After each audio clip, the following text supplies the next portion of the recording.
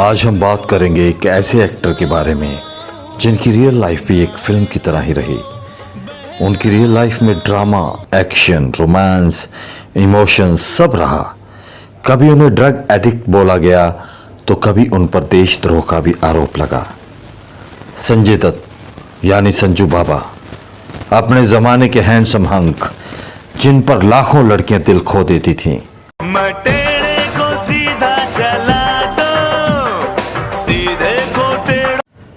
संजय दत्त साहब और नरगिस दत्त के बेटे संजय दत्त का जन्म 29 जुलाई 1959 को बॉम्बे में हुआ। संजय दत्त की दो बड़ी बहनें हैं, प्रिया दत्त और नर्मदा दत्त। संजू बाबा अपनी मां नरगिस दत्त के बहुत चहेते थे। संजय दत्त की स्कूलिंग द लॉरेंस स्कूल से हुई और फिर कॉलेज की पढ़ाई एल्फिंस्टन कॉलेज से हुई। माँ बाप उस समय फिल्म इंडस्ट्री के जाने माने नाम थे और सुनील दत्त साहब एक्टर के साथ साथ अपने आप को बतौर प्रोड्यूसर एस्टेब्लिश कर चुके थे। संजू बाबा ने भी फिल्मों में काम करने का रास्ता चुना। वैसे तो संजय दत्त की पहली फिल्म चाइल्ड आर्टिस्ट के तौर पर रेशमा और शेरा थी, पर यंग एज में उन्हें डेब्यू मिला रॉकी फिल्म से, जो 1981 में रिलीज हुई। रॉकी फिल्म के डायरेक्टर खुद सुनील दत्त साहब ही थे, पर इस फिल्म के रिलीज होने से पहले नरगिस दत्त कैंसर के कारण इस संसार से रुखसत हो गई, जिसका सदमा संजय दत्त को बहुत गहरा लगा और वो ड्रग्स लेने लगे। ड्रग्स की आदत तो संजय दत्त को पहले से ही थी, जिस बात का पता नरगिस जी को भी था, मगर उनके जाने के बाद संजय दत्त और ज़्यादा ड्रग्स लेने लगे और कब ये नशा उनकी आदत बन गया उन्हें पता भी नहीं चला।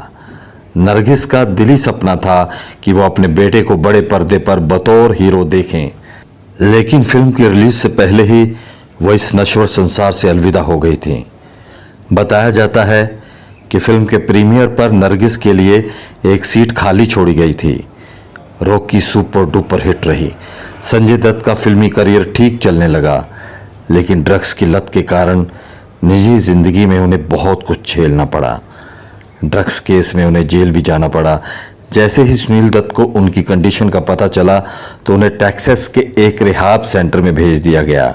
वहां पर लगभग 5 महीने बिताने के बाद संजय दत्त ने अपनी इच्छा शक्ति के बल पर और रिहाब सेंटर की मदद से इस लत से निजात पाई और इंडिया वापस आकर अपने फिल्मी करियर पर ध्यान दिया। 90s तक वो जाने माने एक्टर बन चुके थे और लोग उन्हें अपने दिल में एक हीरो के तौर पर बसा चुके थे। तभी उनके जीवन में एक ट्विस्ट आया। 1993 में मुंबई बम धमाकों से दहक उठी। लगभग 12 बॉम्ब ब्लास्ट हुए और 700 से ज़्यादा लोग घायल हुए।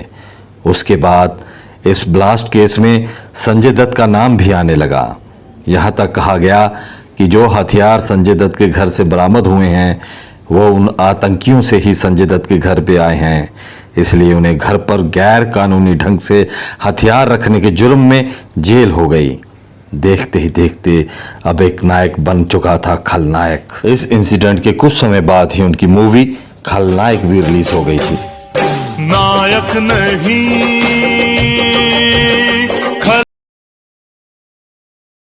सुपर डुपर हिट रहे। संजय दत्त की खलनायक मूवी में किए गए अभिनय ने भले ही ऑडियंस के दिलों को जीत लिया, मगर अगले 4 साल तक वो फिल्मों में एक्टिंग नहीं कर पाए। 1993 में उन्हें हिरासत में लिया गया और 1995 में उन्हें बेल मिल गई। उसके बाद 1997 में उन्होंने फिर से फिल्मों में काम करना शुरू कर दिया था।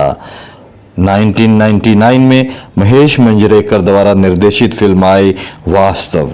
ये फिल्म सुपर हिट रही और उन्हें इस फिल्म के लिए film fair best actor award भी मिला। उसके बाद दाग द फायर, जो लोगों को बहुत पसंद आई। अब संजू बाबा लोगों के दिलों में बस चुके थे और अपनी एक्टिंग का लोहा मनवा चुके थे। अपने अतीत को भूलकर अब वो बेहतर करना चाहते थे बेहतरीन फिल्मों के जरिए। उस दौर में जो फिल्में आई जैसे मिशन कश्मीर, कांटे, जोड़ी नंबर 1 इत्यादि। मुन्ना भाई MBBS ने तो रही सही कसर पूरी कर दी। इस फिल्म के बाद वो लोगों के दिलों में एक मसीहा की तरह बस गए।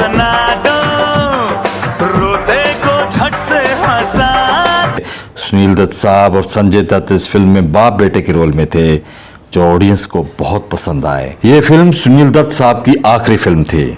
इस फिल्म ने लोगों को हंसाया भी और इमोशनल भी किया और मुन्ना भाई सबके दिलों में बस गए।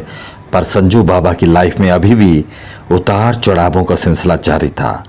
2005 में अचानक सुनील दत्त साहब का इस दुनिया से गुजर जाना कोई बुरे सपने से कम नहीं था। वो सुनील दत्त साहब जो हर पल हर जगह एक मजबूत कंधा थे संजय दत्त के लिए। अपने बेटे के लिए वो सारी दुनिया से लड़ गए। संजय दत्त को निर्दोष साबित करने के लिए उन्होंने कभी प्रयास नहीं छोड़ा। संजू बाबा ने बड़े सदमे को भी झेला और फिर से 2006 और 2007 में उन्हें जेल जाना पड़ा। आखिर वो घड़ी आ ही गई। बॉम्बे ब्लास्ट केस में उन्हें बेल मिल गई और आतंकवाद केस में निर्दोष पाया गया। पर अब उन पर बस एक ही केस चल रहा था, अवैध हथियार घर पर रखने का। बाकी सब आरोपों से वो बरी कर दिए गए थे। इसी के चलते उन्हें 2015 में फिर से जेल जाना पड़ा और फेब 2016 में वो रिहा कर दिए गए। 2013 में आई फिल्म अग्निपथ के लिए संजय दत्त को best actor in negative role के लिए अवार्ड मिला। ये पहली बार हुआ जब किसी हीरो को विलेन बनने के लिए अवार्ड मिला हो। इससे ये साबित होता है कि संजय दत्त बेस्ट नायक ही नहीं, बेस्ट खलनायक भी हैं। संजय दत्त ने तकरीबन 187 फिल्मों में अभिनय किया। संजय दत्त की रियल लाइफ इतनी फिल्मी रही कि उन पर एक बायोपिक भी बनी जिसमें रणवीर कपूर ने संजय दत्त का किरदार निभाया। अगर बात करें संजय दत्त की लव लाइफ की तो उनका नाम कई एक्ट्रेस के साथ भी जोड़ा गया। माधुरी दीक्षित के साथ खलनायक मूवी के दौरान नज़दीकियां बढ़ी, पर ब्लास्ट केस के बाद माधुरी ने उनसे दूरियां बना लीं। संजय दत्त ने 3 शादियां की। पहली शादी साल 1987 में ऋचा शर्मा से हुई, जिससे इनकी एक बेटी भी है, त्रिशा दत्त। ऋचा शर्मा की 1996 में ब्रेन ट्यूमर के कारण मौत हो गई। दूसरी शादी 1998 में रिहा पिल्लई से हुई, जो एक फेमस मॉडल थी, और 2008 में दोनों का डाइवोर्स भी हो गया था। और तीसरी शादी 2008 में मान्यता दत्त के साथ हुई, जिनका रियल नेम दिलनवाज शेख है। संजय दत्त और मान्यता दत्त के 2 जुड़वा बच्चे हैं, जिनका नाम है इकरा और शाहरान। लेकिन संजय दत्त की लाइफ जैसे ट्विस्ट एंड टर्न से भरी हुई है, चाहे पर्सनल लाइफ हो या लव लाइफ या फिर प्रोफेशनल लाइफ। अभी एक ट्विस्ट आना बाकी था।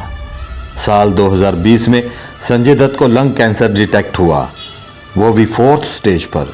लेकिन अपनी स्ट्रॉन्ग इच्छा शक्ति के चलते संजू बाबा ने उस भयानक बीमारी को भी मात दे दी और रियल लाइफ में ये मैसेज दिया कि चाहे कितने भी उतार चढ़ाव क्यों ना आए, इंसान अपनी इच्छा शक्ति से कुछ भी कर सकता है। भगवान उन्हें दीर्घायु दे और वो इसी तरह हमारा मनोरंजन करते रहें। फ्रेंड्स, अब मैं रमन कौशल आपसे इजाज़त लेता हूँ और मिलता हूँ एक नए एपिसोड के साथ। तब तक के लिए नमस्कार, जय हिंद, गुड बाय।